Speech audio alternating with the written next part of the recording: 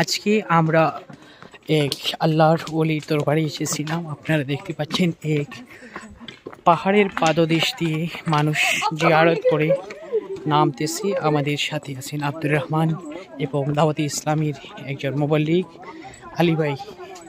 এই মুহূর্তে আপনারা দেখতে পাচ্ছেন ক্যামেরায় বন্দি, এটা এক নির্জন জঙ্গলের মধ্যে আল্লাহর ওলির দরগাহ শরীফ আপনারা দেখতে পাচ্ছেন।